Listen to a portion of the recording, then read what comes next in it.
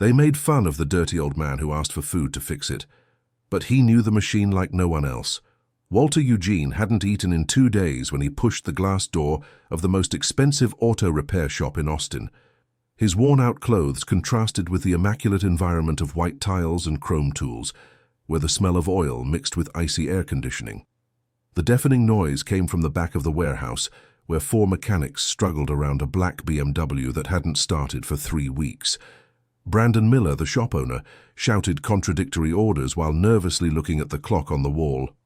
"It has to be today. Dr. Richard is picking it up tomorrow morning, and if it's not working, we'll have to return the $15,000 he already paid," Brandon ranted, running his hand through his dark hair wet with sweat.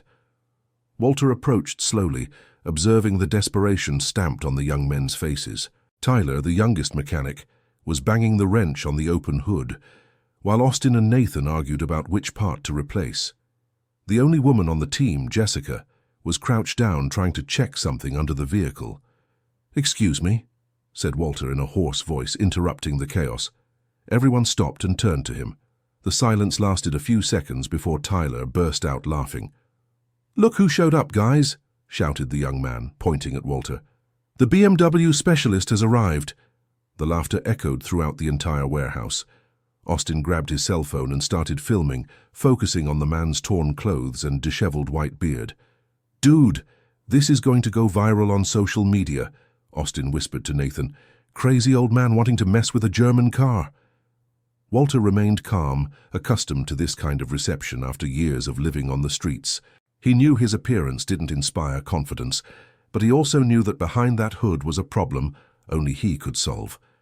"I just wanted a plate of food in exchange for a look at the engine," said Walter, maintaining dignity in his voice despite the hunger tightening his stomach. Brandon approached with an unfriendly face. At 32 years old, he had built the shop with great effort and wasn't going to let any crazy person ruin his reputation. "Listen here, old man, this isn't a charity house. Go look for the church on the corner if you're hungry," said Brandon, pointing to the door. "Dear listener, if you're enjoying the story, take the opportunity to leave a like and especially subscribe to the channel. It really helps us who are just starting out now continuing." Walter took a few more steps toward the BMW, ignoring the hostile looks. His experienced eyes scanned the engine from a distance, noticing details the mechanics hadn't seen. "This model has a known issue with the high-pressure fuel pump," said Walter calmly. "Have you checked the rail relief valve?" The technical comment made everyone stop laughing for a moment. Jessica, who was under the car, crawled out and looked curiously at the man. "How do you know that?" she asked, wiping her hands dirty with oil on a rag. "Jessica, don't encourage the crazy guy," Brandon scolded her harshly. "And you," he said, turning to Walter. "I already told you to get out of here. I don't want a bum in my shop."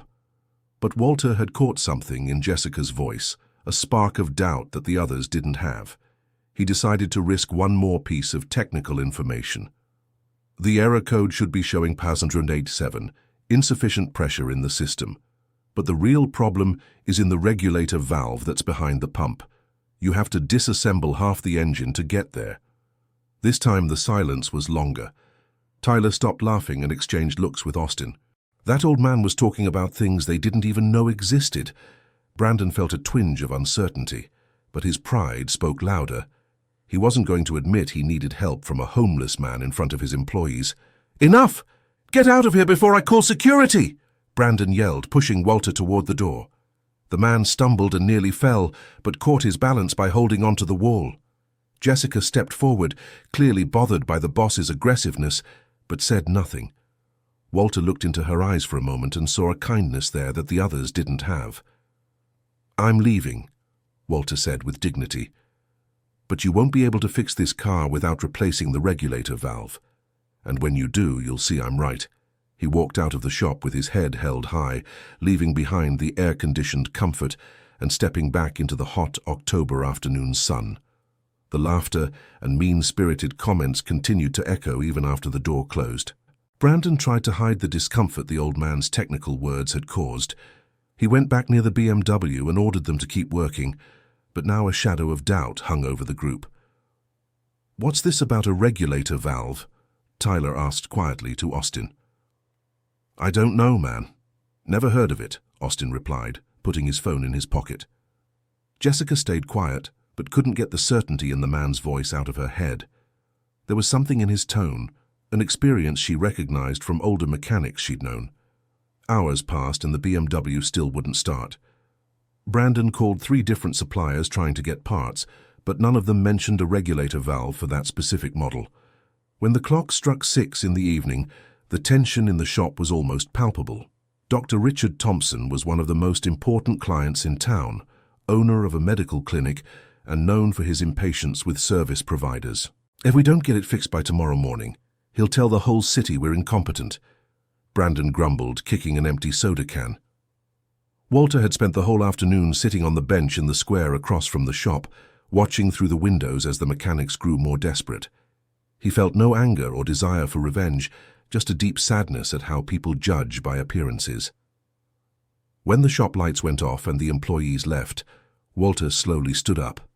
His joints ached from the approaching night's humidity, and hunger had become a constant pain in his stomach. Jessica was the last to leave, carrying an old synthetic leather bag. She stopped on the sidewalk and looked around, searching for something. Her eyes found Walter sitting on the park bench. For a moment she hesitated, then she crossed the street with determined steps. "Excuse me," she said, stopping a few feet away.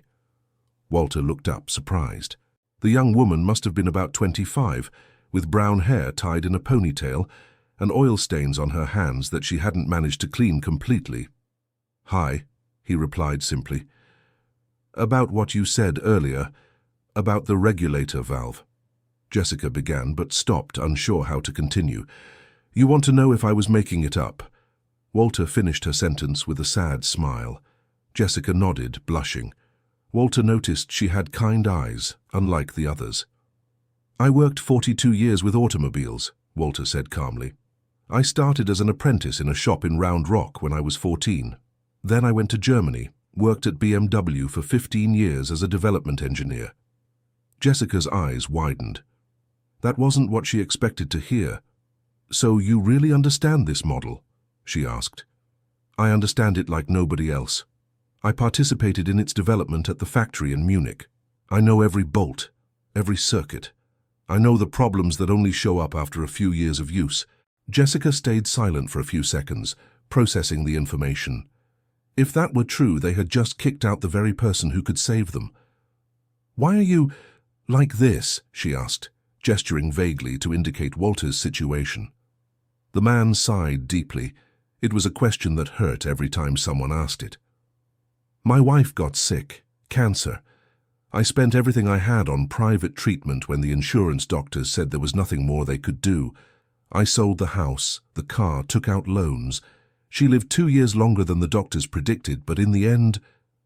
His voice broke. Jessica felt a tightness in her chest. She had lost her mother to cancer 5 years ago and knew exactly the desperation of wanting to do anything to save someone you love. "When she was gone, I couldn't work anymore. I fell into deep depression, lost my job, couldn't even leave the house. The creditors took everything. Eventually, I ended up on the streets and, well, once you're on the streets, it's very hard to get off." "I'm sorry," Jessica said sincerely. "Thank you, but you don't need to feel sorry for me. I chose to live this way. It's easier than trying to rebuild everything again." Jessica looked at the man with new eyes. Beneath the unkempt beard and dirty clothes, she began to see the engineer he had been. "Brandon will never accept you coming back there," she said hesitantly. "I know," Walter replied, "but you won't be able to fix that car without doing what I said. And when the client comes to pick it up tomorrow..." He didn't need to finish the sentence.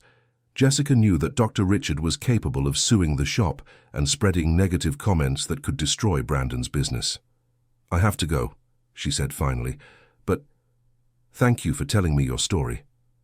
Walter nodded and watched her walk away toward the bus stop. Alone again, he lay down on the park bench, using the old bag as a pillow.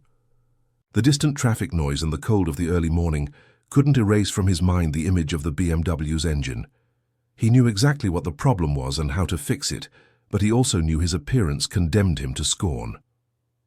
The next morning, Jessica arrived at the shop an hour earlier than usual.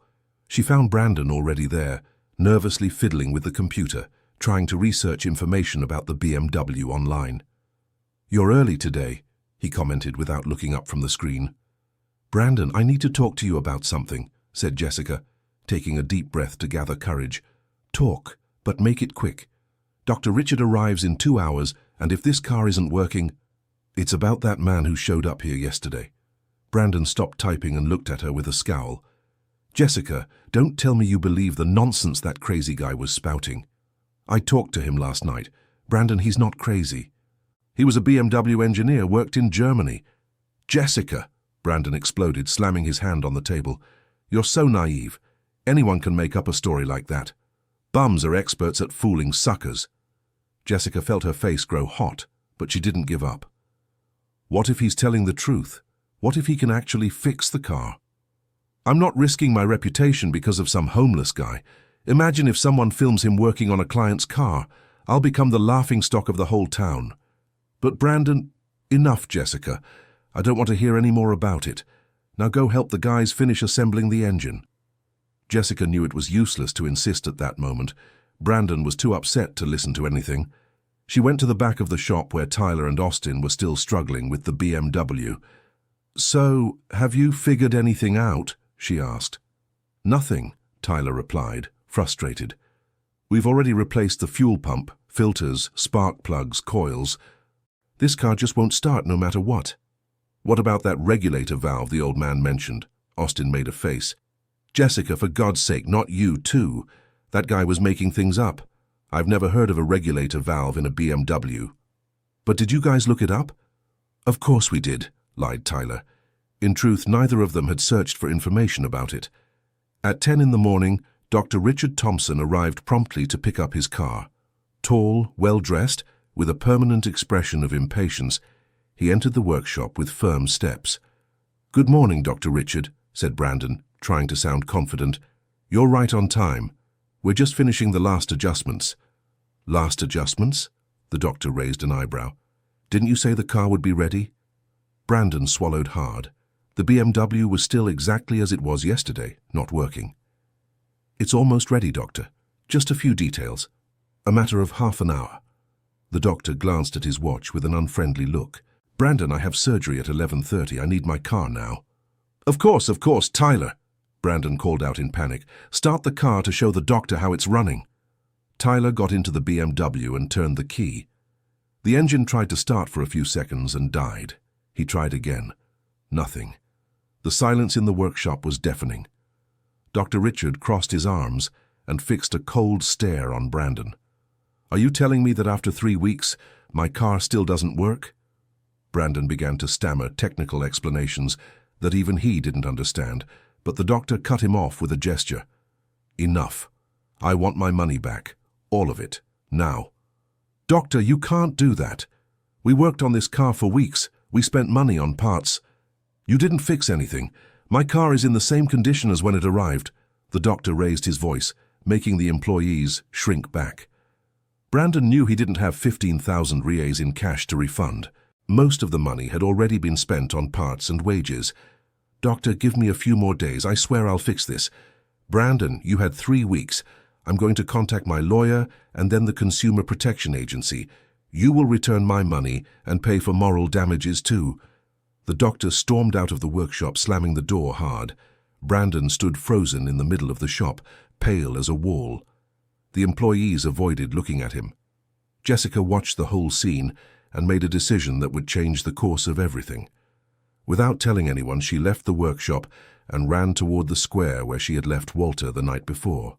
He was there, sitting on the same bench, feeding pigeons with breadcrumbs someone had given him. "Walter," she shouted, still running. He looked up, surprised to see her again.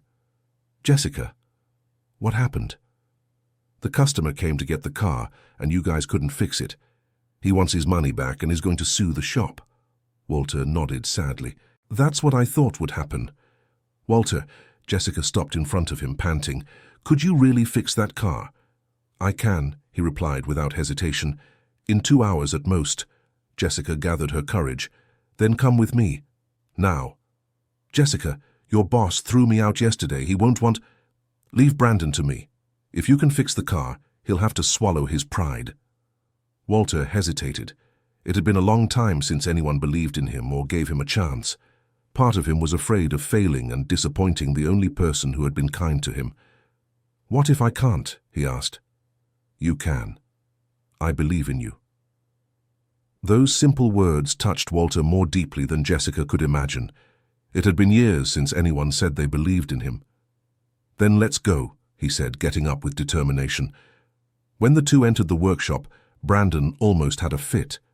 "Jessica, what the hell are you doing? I told this guy to get out of here yesterday." "Brandon, just listen for a minute," Jessica said quickly. "Dr. Richard is going to sue you. He'll spread that you're incompetent. He might even shut down the shop. What do you have to lose by letting him try?" "I have my reputation to lose.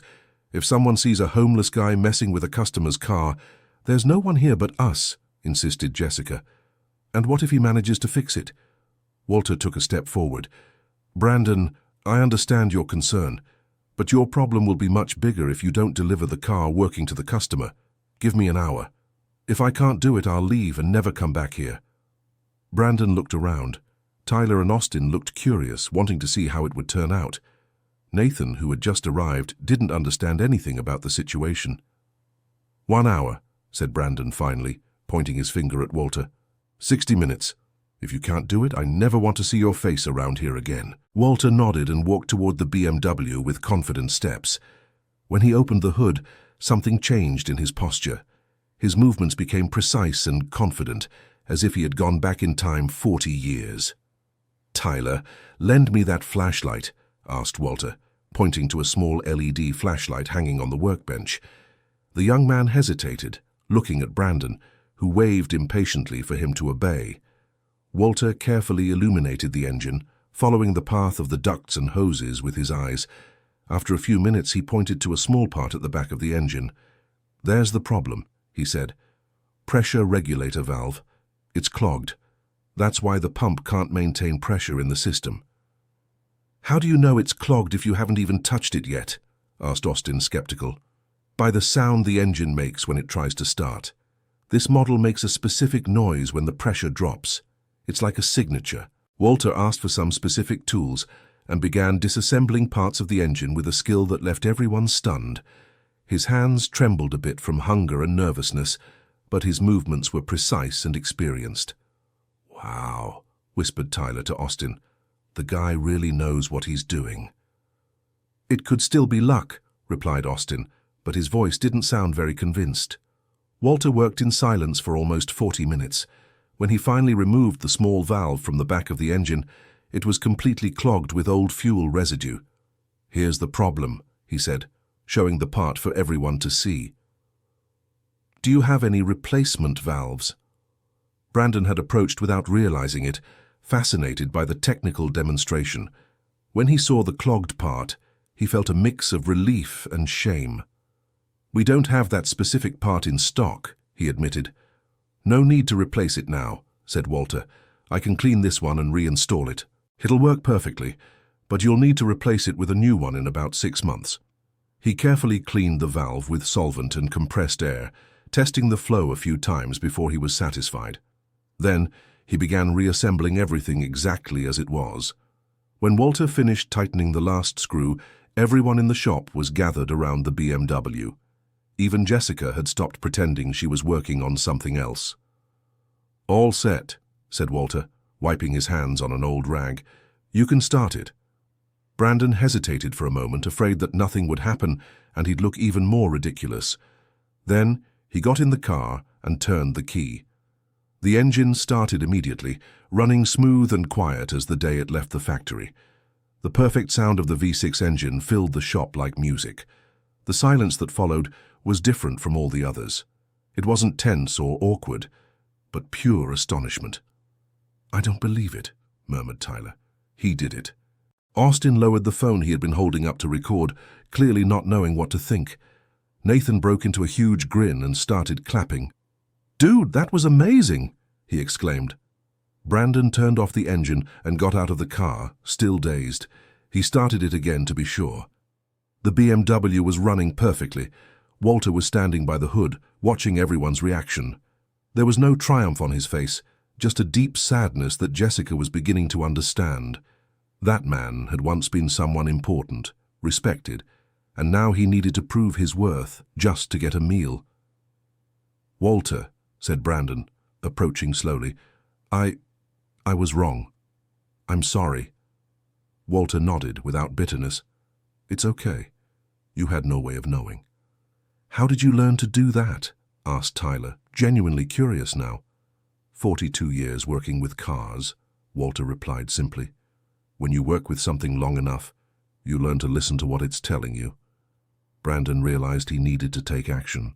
He couldn't just accept the favor and let the man go away hungry. "Walter, how about you join us for lunch today? I know a good restaurant nearby." Walter smiled for the first time since he had entered the shop. "I would accept a sandwich, if you don't mind." "Of course I don't mind. Jessica, can you go to the bakery and get some sandwiches for everyone?" While Jessica went out to get the food, Brandon called Dr. Richard. "Doctor, it's Brandon from the shop. You can come get your car. It's working perfectly now." The suspicion in the doctor's voice was evident. "Brandon, if you're tricking me again..." "I'm not, doctor. The car is impeccable. You can come get it whenever you want."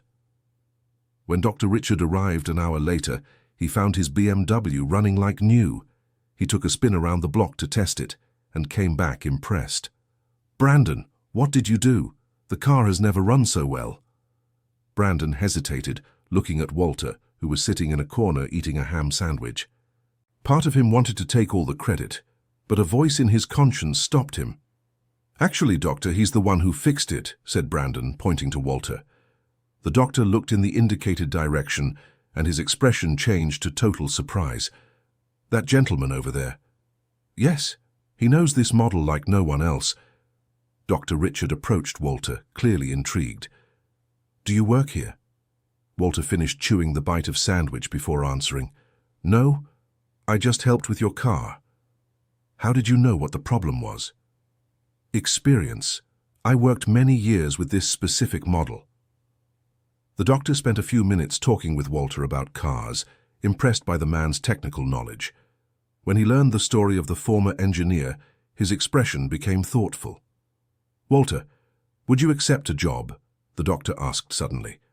Walter nearly choked on his sandwich. "What do you mean?"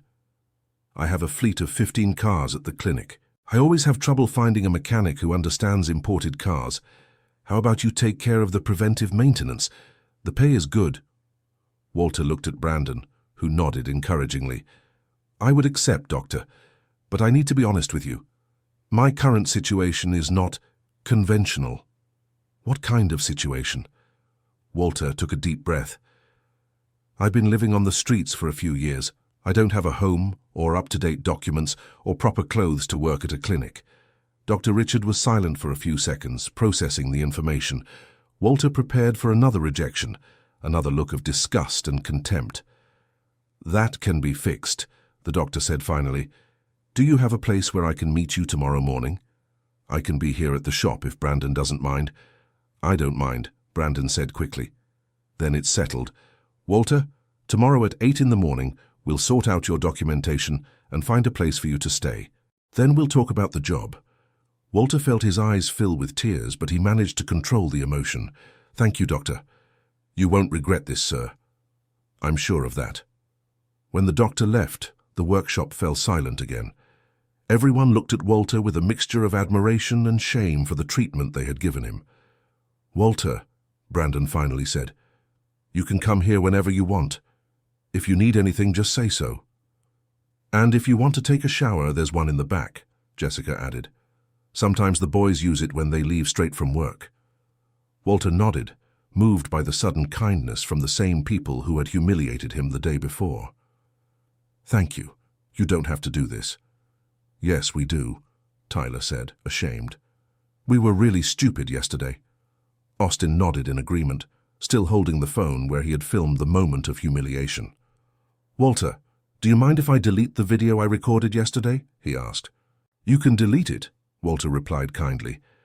"Dear listener, if you're enjoying the story, take a moment to like and especially subscribe to the channel. It really helps us who are just starting out." Now, continuing. The next morning, Walter was at the workshop at 7:30, an hour earlier than agreed with Dr. Richard. He had tried to tidy up as best he could, combing his beard with his fingers and shaking the dust off his clothes. Jessica arrived shortly after him, carrying a plastic bag. "Good morning, Walter. I brought a few things for you," she said, handing him the bag. Inside was a blue dress shirt, a pair of jeans, and basic hygiene products. "Jessica, you didn't have to—" "They were my brother's. He grew really fast and these clothes got too small. I think they'll fit you." Walter held the clothes carefully, as if they were made of gold. It had been years since anyone had given him clean clothes. "Can I use the shower?" he asked. "Of course. The towel is in there." 40 minutes later, when Dr. Richard arrived, he found a completely transformed man. The beard was still long, but it was clean and combed. The clothes were a bit loose, but Walter looked 10 years younger. "Walter?" the doctor asked, impressed. "It's me, Doctor. My God, what a difference. Are you ready to get started?" The first stop was the Department of Motor Vehicles, where Walter renewed his driver's license, which had been expired for 3 years. Then they went to the health clinic for basic tests required to work at the practice. Finally, the doctor took him to a simple but clean boarding house in the city centre. "Mrs. Constance," the doctor said to the woman who ran the boarding house, "this is Walter. He's going to work with me and needs a room." The 60-year-old woman looked Walter up and down, clearly suspicious of his still shabby appearance beneath the new clothes. "Doctor, I don't know if—" "Mrs. Constance, I vouch for him, and I'll pay 2 months in advance." The landlady changed her attitude immediately. "Of course, Doctor. Walter, come with me, and I'll show you the room." The room was small but clean, with a single bed, a wardrobe, and a sink. For Walter, who had been sleeping on park benches for years, it seemed like a palace. "Walter," the doctor said when they were alone, "I know this must be very hard for you. If you want to talk to someone about everything you've been through, I can refer you to a very good psychologist." Walter nodded, trying to control his emotions. "Doctor, why are you doing all this for me?" The doctor thought for a moment. "You know, Walter, I work saving lives every day, but I rarely get the chance to save an entire life like I'm doing with you. Besides, you've shown me that sometimes the most important people are the ones who seem the least important." Walter couldn't hold back the tears this time. He cried silently for a few minutes, releasing years of pain and humiliation. The doctor stayed by his side, respectful, until he composed himself. "I'm sorry, Doctor. No need to apologize. You have every right to be moved." In the days that followed, Walter began working on maintaining the clinic's cars. His technical competence quickly impressed all the employees. He not only fixed problems, but identified potential defects before they turned into major breakdowns. Dr. Richard was so satisfied that he started recommending Walter to doctor friends and business owners who also had vehicle fleets. Within a few weeks, Walter had more work than he could handle alone. It was then that he made a decision that surprised everyone. He decided to return to Brandon's shop to propose a partnership. "Brandon," Walter said one Friday afternoon, "I have a proposal for you." "Go ahead, Walter. I'm getting more service requests than I can handle alone. How about we turn your shop into one specializing in imported cars?" Brandon was immediately interested. "How so?" "You have the space and basic equipment. I have the technical knowledge. We can work together. 50-50 on the profits." Brandon hesitated. His shop had always focused on domestic economy cars. Imported cars were a completely different market. "Walter, that would mean changing the entire profile of the shop. What if it fails?" "Brandon, you almost lost everything because of a BMW you couldn't fix. Now imagine if your shop were known as the best in the region for German cars." The proposal made sense, but Brandon still had doubts about accepting a former homeless person as a partner.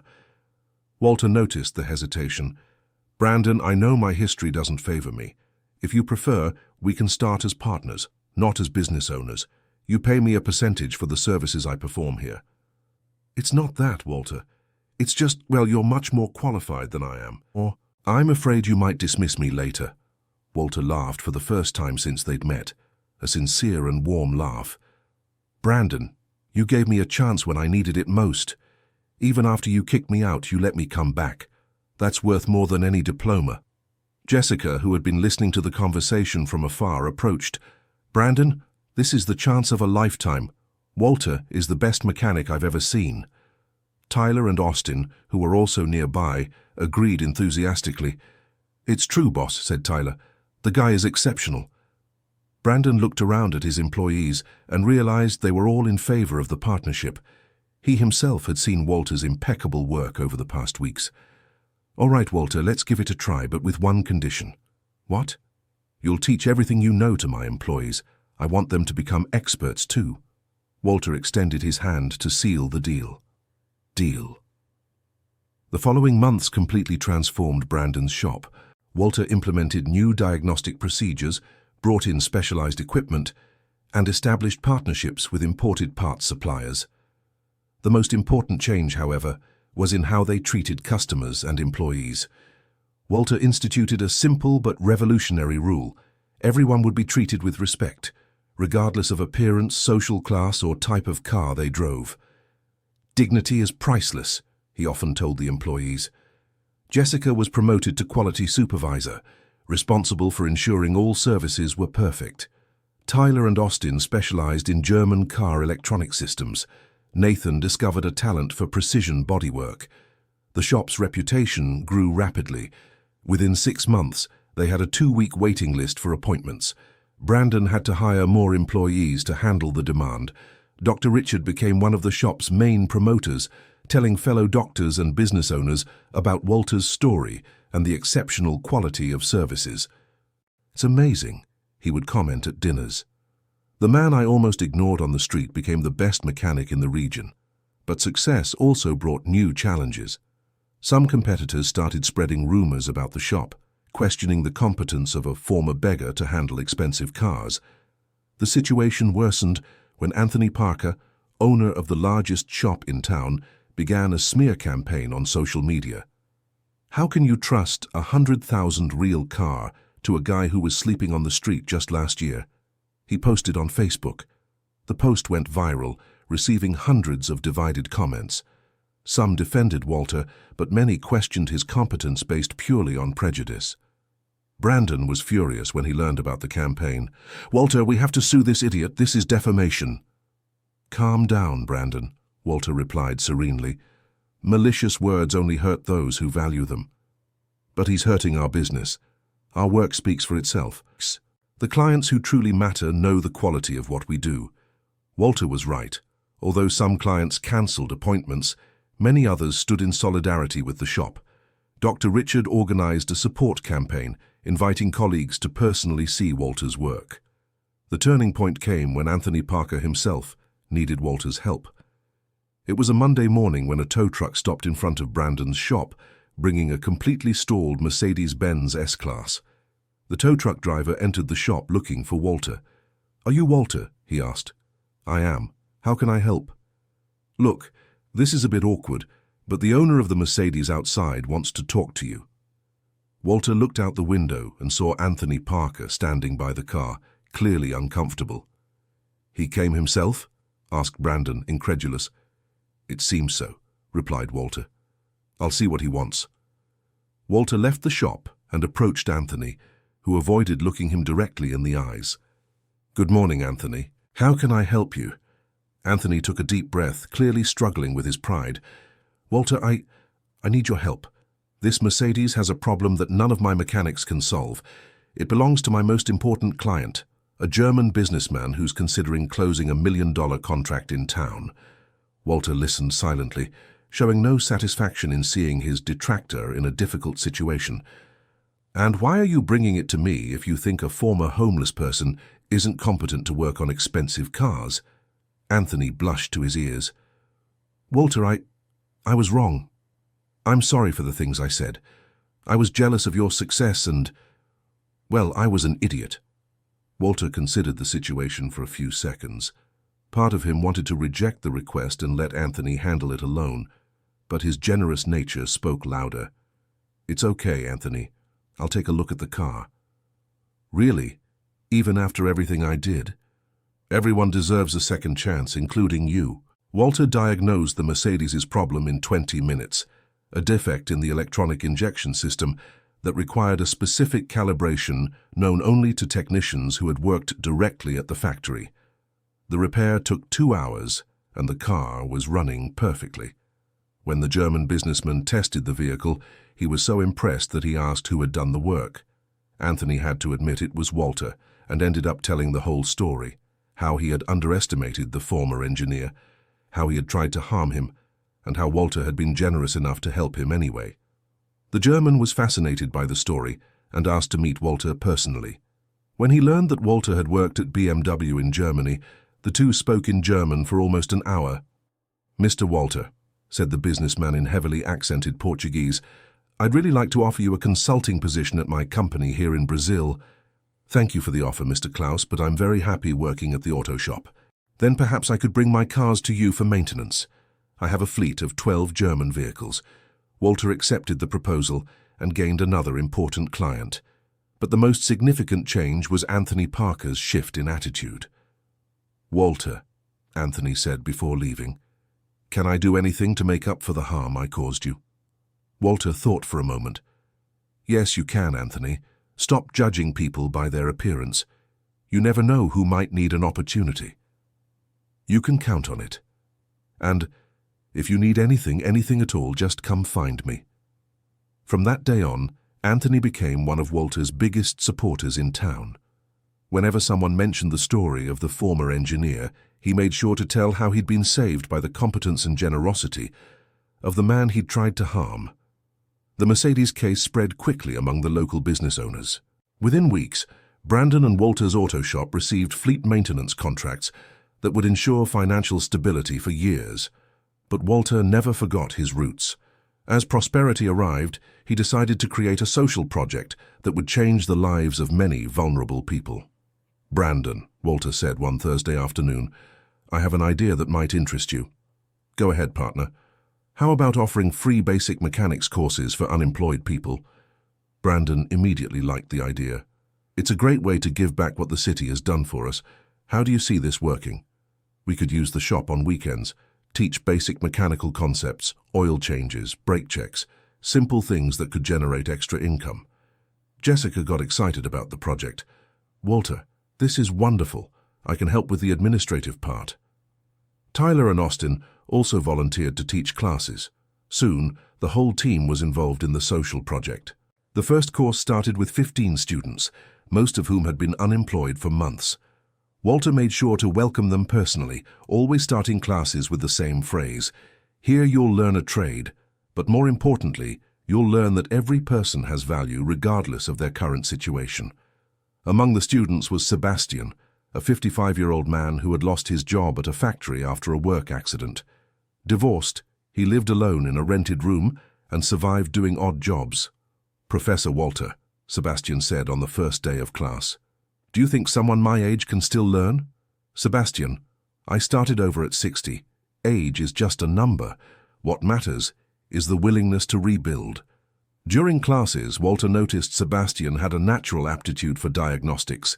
He could identify problems just by the sound of the engine, a rare skill even among experienced mechanics. When the course ended, Walter offered Sebastian a job at the shop. "Walter, are you sure? I've never worked professionally with cars." "Sebastian, talent can't be taught, it's learned. And you have plenty of talent." Hiring Sebastian was a success. Within months, he became one of the most respected mechanics on the team, specializing in older domestic cars. The social project grew quickly.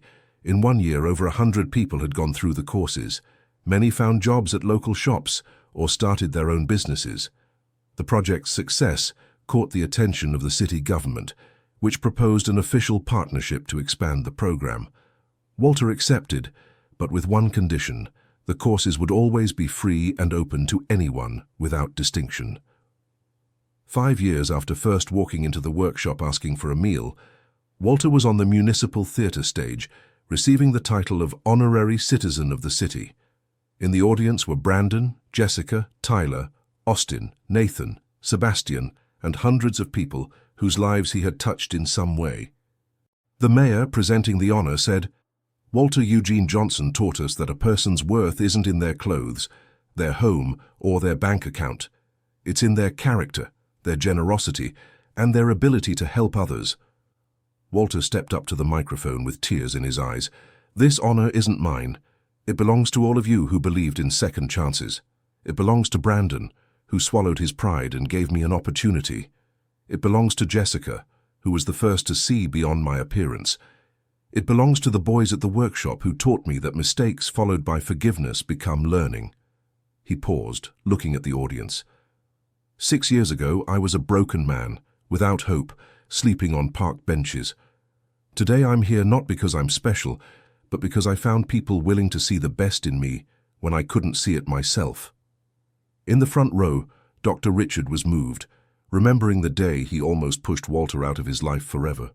"If there's one lesson my story can teach," Walter continued, "it's that we're all one act of kindness away from changing someone's life. Jessica changed my life by offering me a sandwich. Dr. Richard changed my life by giving me a job opportunity. Brandon changed my life by accepting me as a partner." Walter ended his speech with a promise. "As long as I live, I'll work so that no one has to go hungry for lack of opportunity. I'll fight for human dignity to be respected regardless of appearance or social situation. And I'll prove every day that second chances can transform not just one life, but an entire community." The theater erupted in applause that lasted over 5 minutes. There wasn't a dry eye in the audience. After the ceremony, there was a party at the workshop. Walter had insisted it be held there, in the place where it all began. The walls were decorated with photos of graduates from the social courses, employees over the years, and memorable moments from the workshop's history. Brandon approached Walter with a glass of soda in his hand. "Walter, remember what you said when we became partners?" "What specifically?" "That you'd teach everything you knew to the employees." "I remember. And I did." Brandon laughed. "Walter, you taught much more than mechanics. You taught humanity." Jessica joined the conversation, now the workshop's general manager. "Walter, can I ask you a personal question?" "Of course, Jessica. Do you miss the life you had before everything that happened?" Walter thought for a moment. "I miss my wife every day, but I don't miss the life I had, because the life I have now has a purpose that the previous one didn't. Before, I fixed cars for money. Now, I build people out of gratitude." Tyler, who had gotten married the previous year, approached with his wife. "Walter, I want you to meet Carla. Carla, this is Walter, the one I always talk about." The young woman shook Walter's hand with reverence. "Nice to meet you, Mr. Walter. Tyler always says you changed his life." "How so changed?" asked Walter, surprised. "Honey, tell him," Carla asked her husband. Tyler blushed. "Walter, before I met you, I was prejudiced. I judged people by their clothes, their car, their house. I made fun of those who were different. You taught me that was wrong." "That was you learning, Tyler. I just set an example." "No, Walter, you did much more. The day you fixed that BMW, you fixed my character too." Austin approached the group, now married and father of a 2-year-old girl. "Walter, can I tell you something I've never told anyone?" "Of course, Austin. That video I took of you on the first day, I almost posted it on social media to mess with you. If I had done that, your life could have been very different." Walter put his hand on the young man's shoulder. "Austin, but you didn't post it. And do you know why?" "Why?" "Because deep down you knew it was wrong. A person's character always speaks louder than their impulses." Nathan, who was now in charge of the body shop, brought his 5-year-old son to meet Walter. "Little Pete, this is Uncle Walter that Daddy always talks about." The boy looked at Walter with curiosity. "Are you the man who builds cars?" Walter bent down to the boy's level. "No, little Pete. I fix cars. But my most important job is helping people fix themselves too." "What do you mean?" "Sometimes people get broken inside, like when a car doesn't work. Then they need someone to help them work again." The boy nodded seriously, as if he understood perfectly. "And you fix people too?" "I try, little Pete. But the cool thing is that when you help one person fix themselves, they can help other people too. It's like a chain of good." The party went on until late at night. When it finally ended and everyone had left, Walter stayed alone in the workshop for a few minutes. He looked around, seeing the place that had become his second home, where he had rediscovered his life's purpose. He thought of the wife he had lost and murmured a silent prayer. "Dorothy, I know you're watching me from somewhere. I want you to know that I found a way to honor your memory. Every person we help here is a way to continue the love you taught me." The following Monday, Walter arrived at the workshop as usual at 7 o'clock sharp. He found a surprise waiting for him. A young man about 20 years old, well dressed, but with tears in his eyes. "Can I help you?" asked Walter. "Are you Walter, the owner of the workshop?" "I'm a partner in the workshop." "Yes. What happened?" The young man took a deep breath before speaking. "My name is Gabriel. I'm Anthony Parker's son." Walter immediately remembered the owner of the competing workshop, who had tried to harm him years ago. "Oh yes, how is your father?" "That's what I want to talk to you about, my father. My father killed himself last week." Walter felt as if he had been punched in the stomach. Despite everything that had happened between them, Anthony had redeemed himself and they maintained a respectful relationship. "Gabriel, I'm so sorry. I didn't know he was going through difficulties." The young man began to cry. "He didn't tell me anything. But after he died, I discovered the workshop was full of debts. He had invested everything in a business that went wrong and lost almost everything." Walter invited Gabriel to come in, and they sat at a table in the office. "And how can I help?" "My father left a letter. In it, he said that if I ever needed help, I should look for you. He said you were the most upright man he knew." Gabriel took an envelope from his pocket and handed it to Walter. With trembling hands, Walter opened and read the handwritten letter. "Walter, if my son is reading this letter to you, it means I couldn't solve my problems alone. I know I have no right to ask anything after the harm I tried to do to you, but I have to try. Gabriel is a good young man with a degree in mechanical engineering. He always wanted to work with cars, but I never let him because I thought the profession had no future. I was wrong about that, as I was wrong about many things. If you can give him a chance, I would be eternally grateful, not as a favor to me, but because he deserves an opportunity to prove his worth. Thank you for teaching me that it's never too late to be a better person. Anthony Parker." Walter finished reading the letter with tear-filled eyes. He looked at Gabriel and saw in him the same determination he had seen in himself years ago. "Gabriel, do you really want to work as a mechanic?" "More than anything, Mr. Walter. It's always been my dream, but my father wanted me to be a lawyer or a doctor. And what do you think about starting as an apprentice? You'll earn little at first, but you'll learn a lot." Gabriel jumped to his feet. "Really? You're giving me a chance. Your father taught me that second chances transform lives. You start Monday." Gabriel left the workshop beaming, as if he had just received the best gift of his life. Walter stayed alone for a few minutes, reflecting on the cycles of life and how an attitude of forgiveness and generosity can echo through generations. When Brandon arrived and heard the story, he was moved. "Walter, you never cease to amaze me." "Why?" "Any normal person would hold a grudge against Anthony after what he did. You not only forgave him, but are now helping his son." Walter smiled. "Brandon, holding a grudge is like drinking poison and hoping the other person dies. Forgiveness is freedom. And besides, Gabriel isn't to blame for his father's mistakes." Gabriel started working the following Monday and quickly showed that he had inherited his father's intelligence, but with a much better character. Within 6 months, he was already making complex diagnoses and had become a valuable member of the team. The story of the workshop continued to grow and evolve. 10 years after that first day, when Walter had asked for food in exchange for help, the company had 3 branches in the region and employed over 40 people. Walter, now 72 years old, still worked every day, but had delegated most of the administration to Brandon and Jessica. His main focus was the social project, which had become a national reference for inclusion and professional training. One Friday afternoon, Walter received an unexpected visit. A group of engineering students from a university in New York, who had come to see the workshop for a project on social entrepreneurship.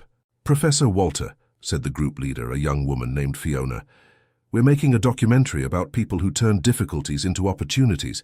Can we ask a few questions? Of course, but just call me Walter. What was the hardest moment in your journey? Walter thought for a moment. It wasn't sleeping on the street, it wasn't going hungry. The hardest moment was losing hope. When you lose hope, you lose your dignity. And when you lose your dignity, you lose yourself. And what brought hope back? A person who believed in me when I didn't believe in myself.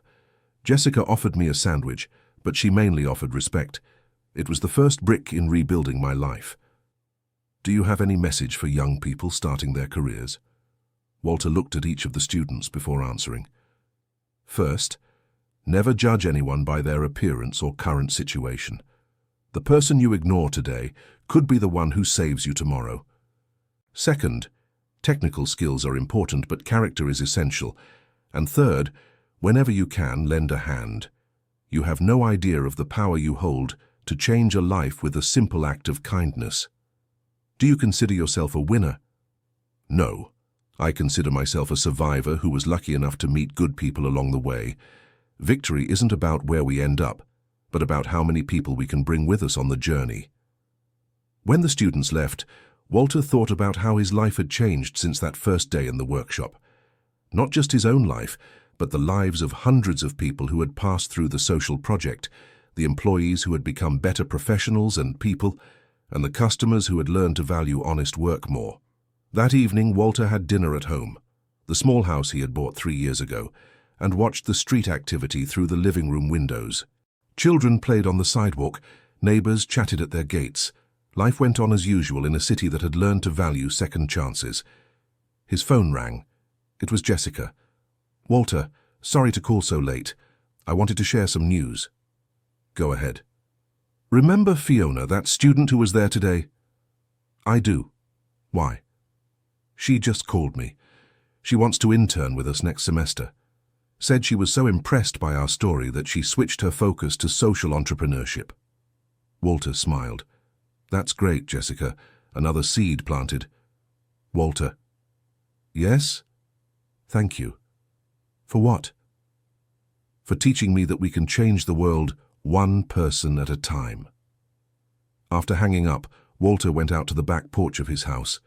The small backyard had a makeshift workshop where he enjoyed restoring old cars on weekends. It was his hobby and his therapy. He looked up at the starry sky and said the same prayer he said every night.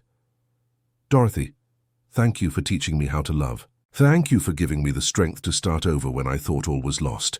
Tomorrow is another day to honor your memory by helping those in need. The following Monday, Walter arrived at the workshop and encountered a familiar scene, a shabby man standing at the door, hesitating whether to enter or not.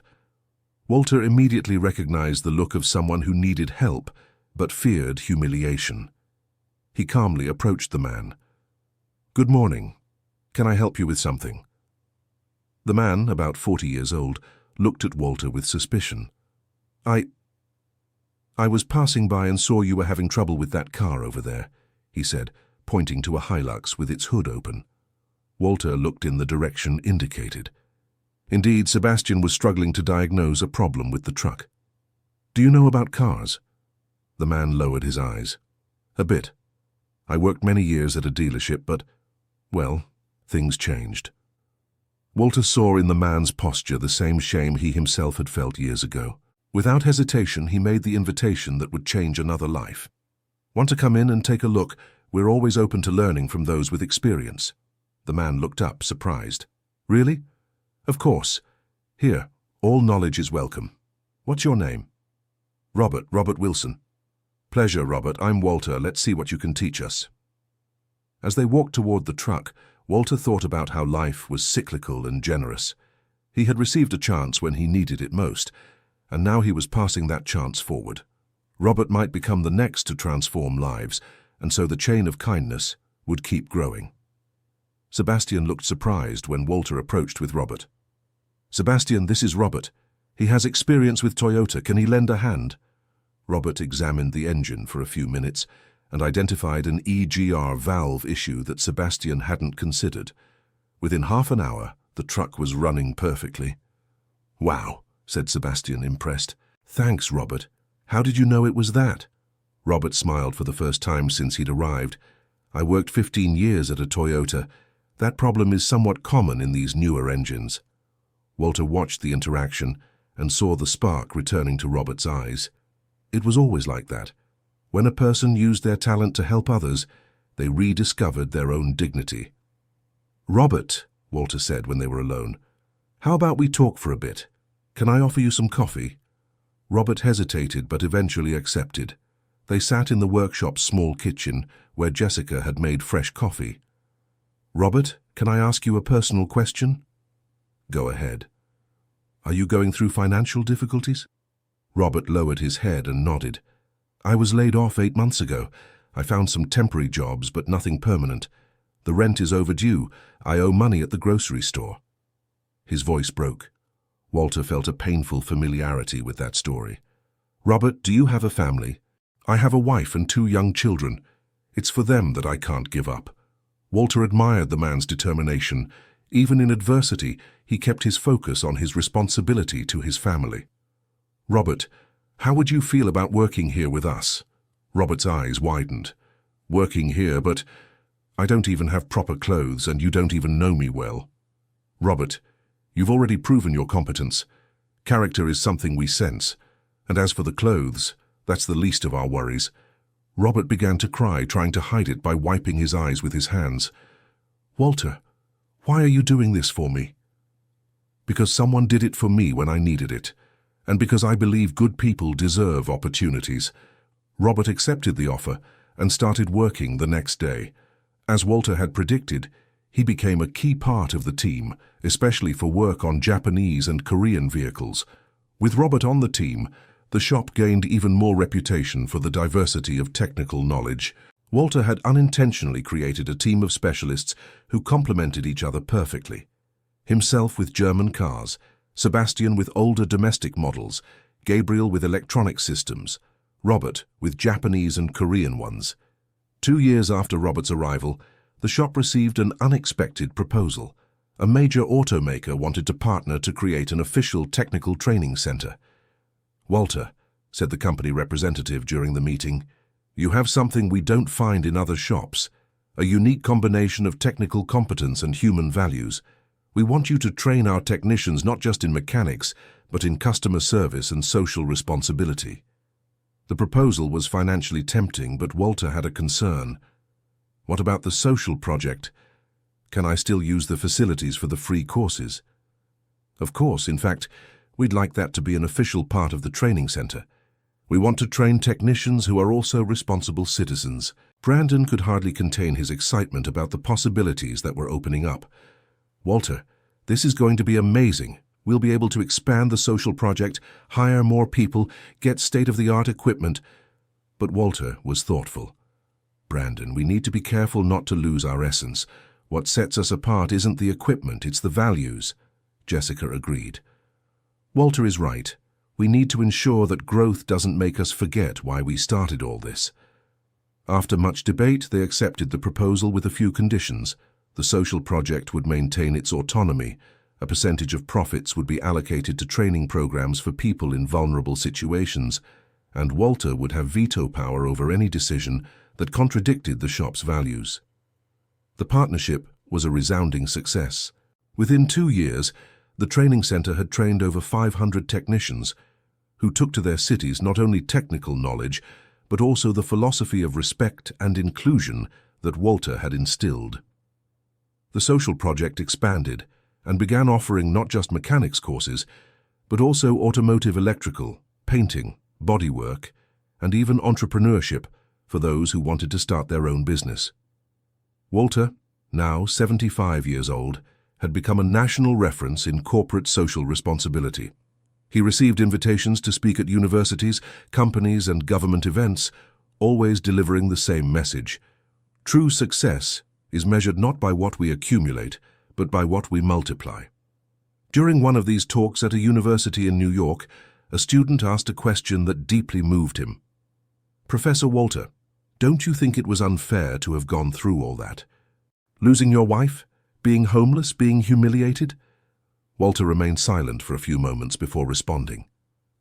It would be unfair if my suffering had served no purpose, but it taught me compassion, showed me the value of human dignity, and gave me the experience needed to help others facing similar hardships. If I could go back and change my story, I wouldn't, because without the pain, I would never have found my true purpose. His answer sparked a round of applause that lasted several minutes. After the lecture, dozens of students approached Walter to talk, many sharing their own stories of struggle and seeking inspiration. A young woman named Anna Caroline particularly caught Walter's attention.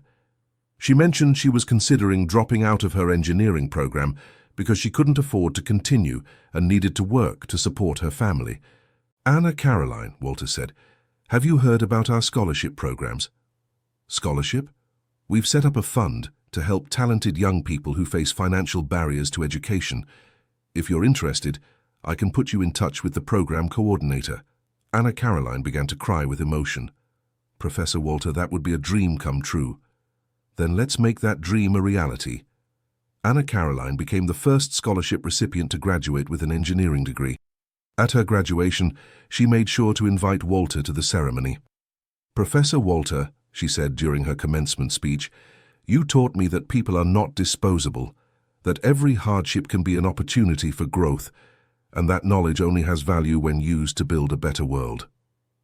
After graduation, Anna Caroline was hired by the auto shop's partner manufacturer and specialized in developing sustainable vehicle technologies. Her first invention was a gas filtration system that reduced emissions from older vehicles by 60%. "Walter," she said when presenting the project, "this invention is for you. It's my way of continuing your mission to care for the world and its people." Walter was deeply moved. Seeing someone he had helped contribute to a better world was the greatest reward he could receive. The years passed, and Walter continued working, even when doctors suggested he slow down. At 78, he still arrived at the shop every day at 7 in the morning, not to fix cars anymore, but to talk with employees, guide new projects, and especially to welcome people who, like he once did, needed a second chance. One Tuesday morning, Walter found a middle-aged woman with 2 young children at the shop's door. She hesitated to enter, clearly embarrassed. "Can I help you?"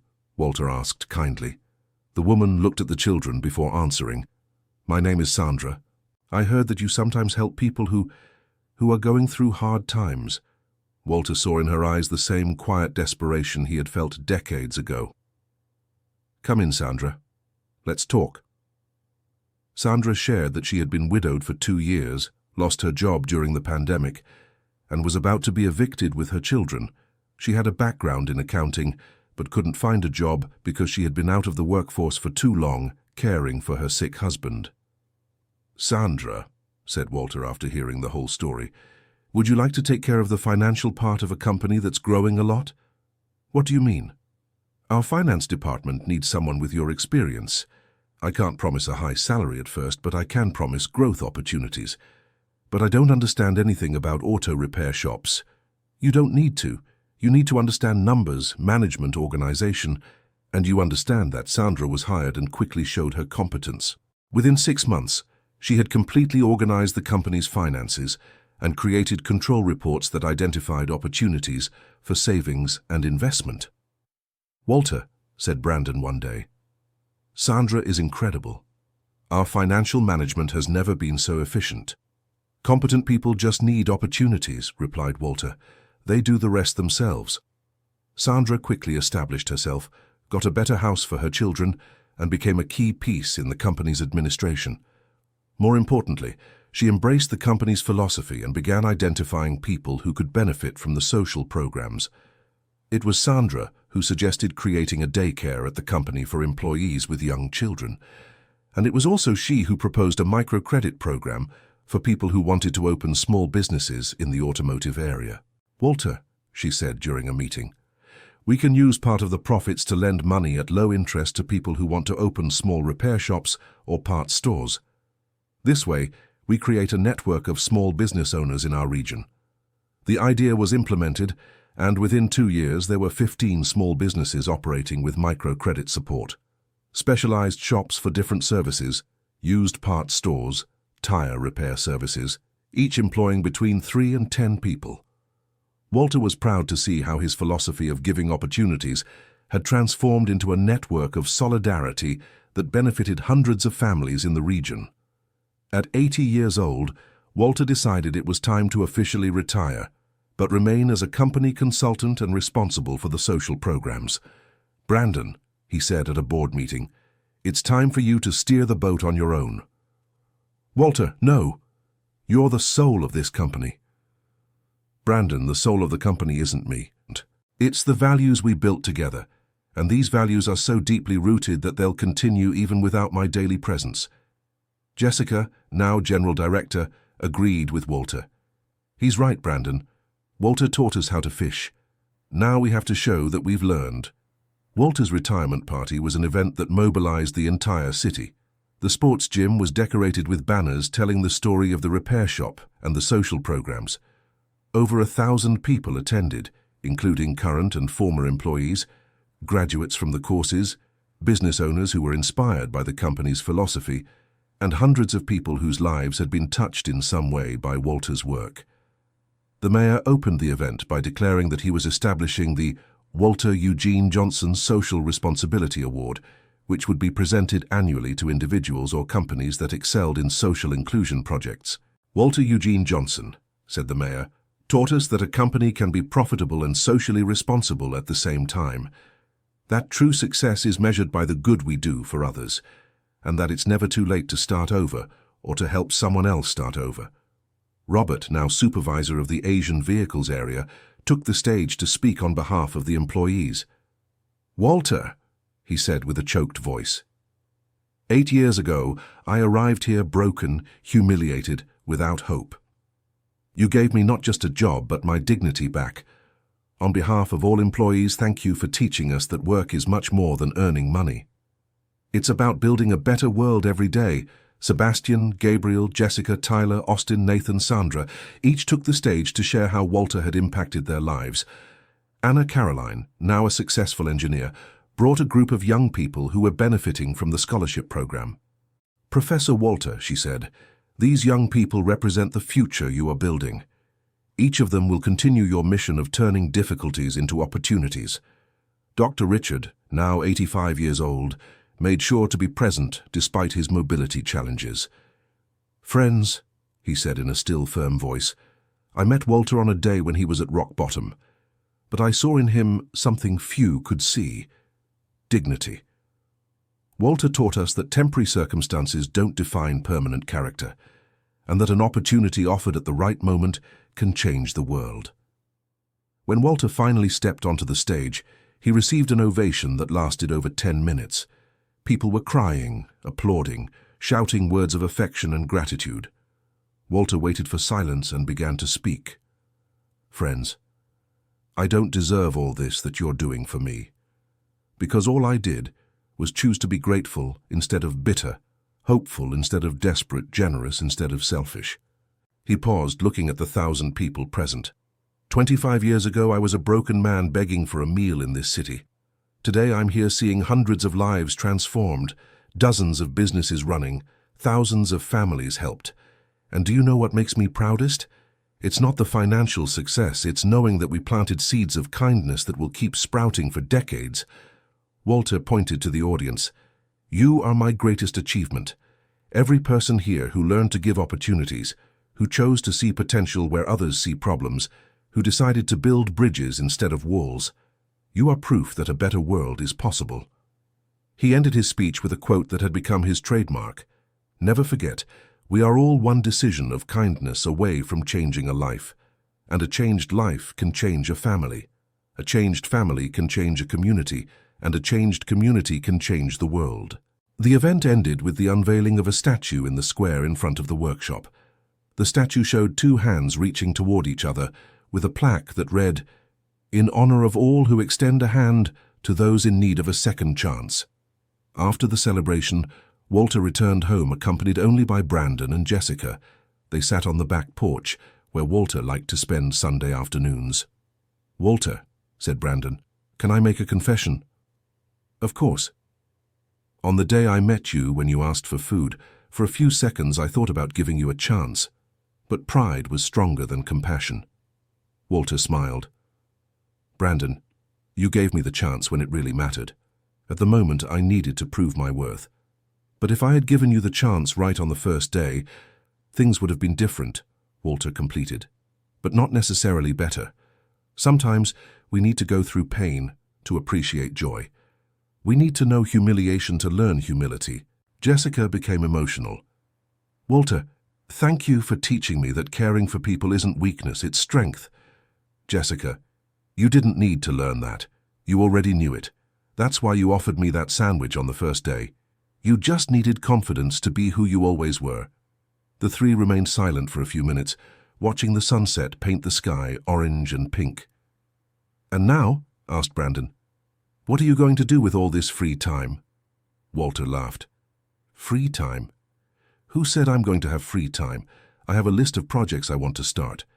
A community library for underprivileged children, a training program for seniors wanting to re-enter the job market, a financial education course for young people. Walter, exclaimed Jessica, you never stop. Jessica, stopping is rusting, and I still have plenty of energy to do good. And Walter truly didn't stop. At 82 years old, he still woke up every day at 6 in the morning, drank his black coffee without sugar, and went out to work on his social projects. The community library became a meeting point for children from the poorest neighborhood in the city. Walter hired 3 retired teachers to provide free tutoring and create reading workshops. The program for seniors ran on Saturday mornings, teaching basic technology, customer service, and other skills that allowed people over 60 to return to the job market. The financial education course was taught by Sandra in the local public schools, teaching young people how to plan their financial future and avoid the traps of consumerism. Walter had created an ecosystem of solidarity that operated self-sustainably.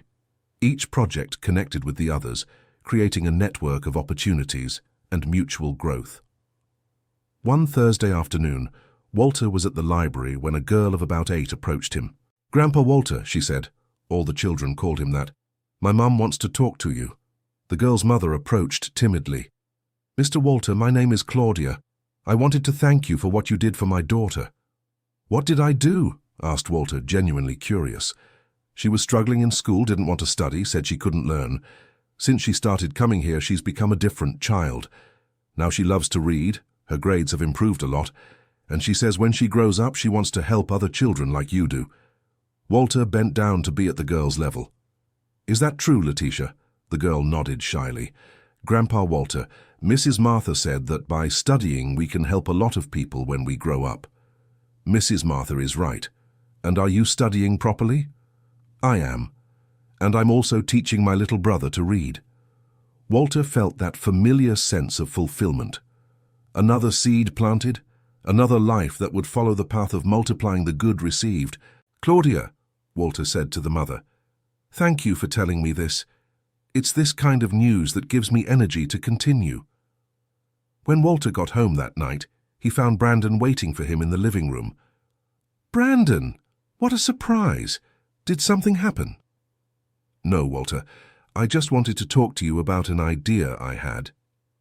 "Go ahead." "How about we write a book about your story?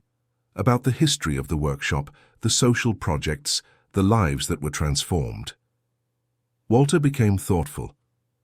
"Do you think people would be interested in that?" "Walter, your story needs to be told.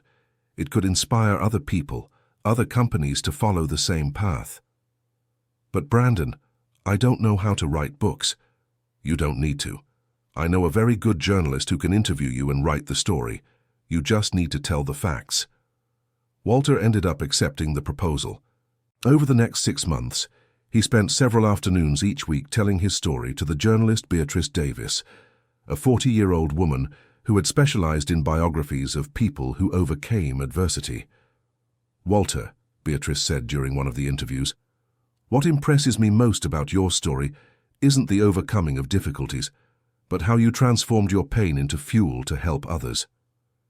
"Beatrice, pain that doesn't turn into learning is wasted pain. How did you manage not to become bitter toward the people who humiliated you?" Walter thought before answering. "Because I realized that those who humiliate are revealing their own smallness, not mine. And because holding a grudge is like carrying a weight that only hinders our journey, the book was published a year later under the title Second Chances, the Story of a Man Who Turned Pain into Purpose. The first edition sold out in 2 weeks, and soon publishers from other states began to show interest in the work. Walter didn't expect it, but the book became a national phenomenon. He started receiving invitations to speak all over the country, business people wanting to learn about his methods, universities offering honorary degrees. "Walter," Jessica said during a meeting, "you've become a national celebrity." "Jessica, this doesn't change anything. I'll keep doing what I've always done, helping those in need." And that's exactly what Walter did. He used the book's fame to promote social causes, secure donations for his projects, and inspire others to create similar initiatives in their cities. At 85, Walter received the most important invitation of his life. The federal government wanted to create a national social inclusion program based on his methods, and they wanted him to be the lead consultant. "Walter," the Minister of Social Development said during the meeting, "your model has proven that it's possible to generate income and include people at the same time. We want to replicate this on a national scale." Walter was honored but set conditions. "I accept, but with 3 conditions. First, the program must be decentralized, with local autonomy to adapt to each region's realities.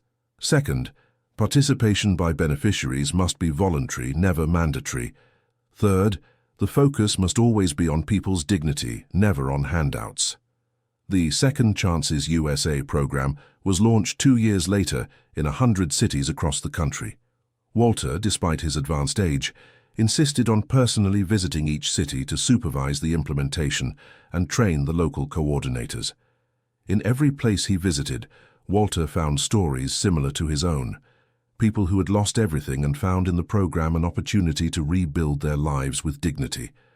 In Miami, he met Mrs. Margaret, 70 years old, who had lost her husband and home in a flood and now coordinated a sewing project that employed 50 women from the community. In Portland, he met David, a former drug addict who had become a carpentry instructor and helped other recovering addicts learn a trade. In New Orleans, he met Mary Ellen, who had left an abusive relationship with nothing and now ran a community bakery that provided affordable bread for needy families and jobs for women in situations similar to what she had experienced. "Walter," David said during one of the visits, "you saved my life without even knowing me. When I read your book, I understood that I wasn't doomed to failure, that I could start over." "David," Walter replied, "you're the one who saved your life. I just showed you it was possible." At 87, Walter began to feel that his body could no longer keep up with his mind's determination. He started having mobility difficulties, and doctors recommended he drastically reduce his activities. It was then that he made his last major decision, to create a foundation that would ensure the continuity of all his projects, even after his passing. "Brandon," he said one Sunday afternoon, "we need to formalize everything we've built, create an institution that ensures our work will continue for decades." The Walter Eugene Foundation was established with an initial endowment of 5 million Rs, coming from book royalties, speaking fees, and donations from business people who admired Walter's work. The foundation took over all the social projects and created new ones. Walter appointed Jessica as president of the foundation, Robert as director of technical projects, Sandra as financial director, and Anna Caroline as coordinator of research and development for new initiatives. "You are my guarantee that everything will continue," Walter said during the board inauguration ceremony. "Each of you knows firsthand the transformative power of an opportunity. Use that experience to transform other lives." In his last 2 years of active life, Walter dedicated himself to writing a second book, a practical manual for entrepreneurs and organizations wanting to implement effective social responsibility programs. The Second Chance Manual, How to Turn Your Company into a Force for Social Transformation, became required reading in business administration and social responsibility courses across the country. At 89 years old, on a quiet autumn afternoon, Walter was on his porch reviewing the foundation's project reports when he felt a sharp pain in his chest. He managed to call Jessica before passing out. He was found hours later by her and Brandon, who rushed over when they couldn't reach him again. Walter had had a heart attack but was conscious and lucid when the ambulance arrived. In the hospital, surrounded by dozens of people he considered family, Walter spent his final days receiving visits from people across the country who came to say goodbye and express their gratitude. "Walter," said Dr. Richard, now 92 but still sharp, "may I ask you one last question?" "Of course, Doctor." "Do you regret anything in your life?" Walter smiled weakly but sincerely. "I regret holding a grudge for so long after my wife died. If I had forgiven life sooner, I could have helped many more people. But you helped thousands of people. I could have helped even more." On his last night, Walter asked to be alone with Brandon and Jessica. "You two are the closest I have to children," he said in a weak voice. "I want you to know that I am very proud of who you have become." "Walter," Jessica said, crying, "how will we manage without you?" "You will do exactly what you are already doing. You will keep believing in people, giving opportunities, transforming lives. I only planted the seed. You are the tree that will continue to bear fruit." Brandon held Walter's hand. "Walter, thank you for teaching me that true success has nothing to do with money. Brandon, thank you for giving me a second chance when I needed it most, that not only saved my life but allowed me to save others too." Walter fell asleep peacefully that night and did not wake up again. He passed away at 89, surrounded by the love of hundreds of people he considered family. His wake lasted 3 days. People from all over the country came to pay their respects. The city's sports gym was not enough to accommodate everyone who wanted to honor him. The mayor declared an official 3-day mourning period. Schools suspended classes so teachers and students could participate in the tributes. Business owners closed their shops as a sign of respect. On the day of the burial, more than 10,000 people followed the procession through the city streets. At the cemetery, representatives from each project Walter had created spoke about his legacy. "Walter Eugene Johnson taught us that there are no disposable people," said the new mayor during the main speech, "that every life has value, that every human being deserves dignity, that every difficulty can be turned into an opportunity. His death is a loss for our city, but his life is an eternal inspiration." Walter's tombstone was engraved with the phrase he loved to repeat most: "We are all one decision of kindness away from changing a life." In the years following his death, Walter's legacy continued to grow. The Walter Eugene Foundation expanded to other Latin American countries. The Second Chances Brazil program was adopted as a permanent public policy. Dozens of books have been written analyzing its methods and philosophy. But perhaps the greatest tribute to his legacy is something very simple. In thousands of companies, schools, and organizations across the country, people remember his story whenever they encounter someone in need of an opportunity. Jessica, now 58 years old, continues to chair the foundation. Robert opened his own workshop following the same principles he learned from Walter. Gabriel became an engineer and develops accessible technologies for small businesses. Anna Caroline runs a sustainability consulting firm. Sandra created a credit union for micro-entrepreneurs. All of them have one thing in common: they never forget to lend a hand to those who need a second chance. Brandon's workshop is still operating, now run by Sebastian. At the entrance, a sign reads, "Here every person is treated with dignity, regardless of their appearance or situation." 10 years after Walter's death, the city inaugurated the Walter Eugene Johnson Cultural Center in the building that housed the community library he created.